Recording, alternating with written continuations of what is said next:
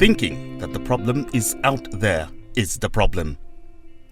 Anytime we think the problem is out there, that very thought is the problem.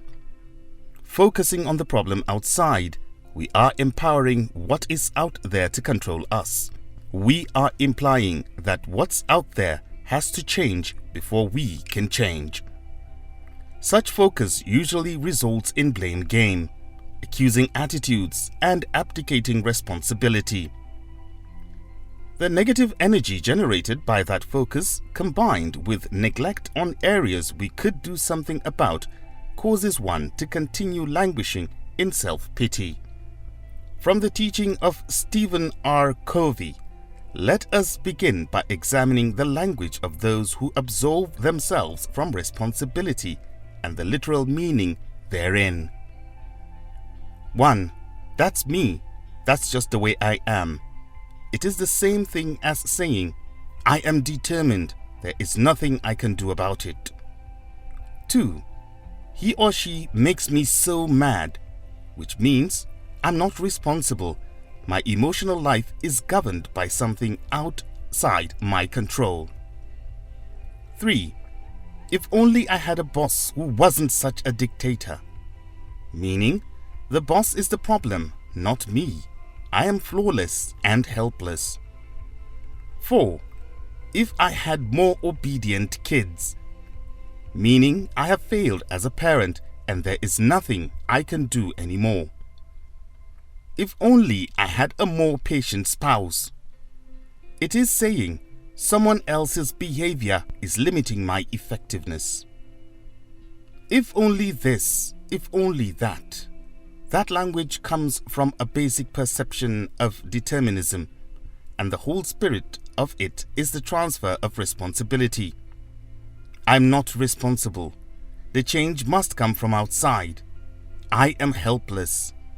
A serious problem with this negative perception is that it becomes a self-fulfilling prophecy.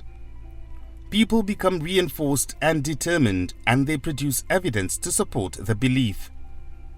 They feel increasingly victimized and out of control, not in charge of their life and their destiny. It is so much easier to blame outside forces, other people, circumstances, even the stars for our own situation. Every problem we face falls under our direct control. Problems involving our own behavior. Indirect control, problems involving other people's behavior. Or no control, problems we can do nothing about, such as our past or situational realities. But our basic nature is to act and not to be acted upon.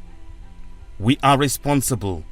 Response plus able to control our lives and powerfully influence our circumstances. By working on B, on what we are, this will enable us to respond to particular circumstances, which will empower us to create circumstances. For instance, if I have a problem in my marriage, what do I really gain by continually confessing my spouse's sins? By saying I'm not responsible, I make myself a powerless victim. I immobilize myself in a negative situation. I also diminish my ability to do anything. My nagging, accusing, and critical attitude only make my spouse feel validated. My criticism is worse than the conduct I want to correct. My ability to positively impact the situation withers and dies. If I really want to improve my situation, I can work on the one thing over which I have control: myself. I can stop trying to shape up my spouse and work on my own weakness. I can focus on being a great marriage partner, a source of unconditional love and support. I can consider redating my spouse all over again by redoing those things I was doing at the beginning of the relationship before marriage. Hopefully, my spouse will feel the change in me and respond in kind. But whether my spouse does or doesn't, the most positive way I can influence my situation is to work on myself, on my being. History has shown that during the time of our forefathers, love is a verb. But the modern film industry has scripted us to believe that we are not responsible, that we are a product of our feelings. That was a wrong description of reality. If our feelings control our actions, it is because we have abdicated our responsibility and empowered them to do so. Love is something you do, the sacrifices you make, the giving of self, like a mother bringing a newborn into the world. If you want to study love, study those who sacrifice for others, even for people who offend them or do not love them in return. If you are a parent, look at the love you have for the children you sacrificed for.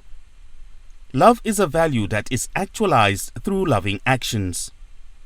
Thinking and complaining that the cold weather out there is unbearable cannot change the situation. But finding ways to dress in layers or using heating devices safely and insulate buildings can make a difference. The proactive approach of change from inside out, to be different, and by being different to effect positive change in what's out there. I can be more resourceful. I can be more diligent and a better listener. I can be a more loving marriage partner. I can be more cooperative and dedicated employee. In this way, we do not empower these problems to control us. We share in the spirit embodied in the Alcoholic Anonymous prayer. Lord, give me the courage to change the things which I can and ought to be changed, the serenity to accept the things which cannot be changed, and the wisdom to know the difference. In the words of Rumi, yesterday I was clever, so I wanted to change the world. Today I am wise, so I am changing myself.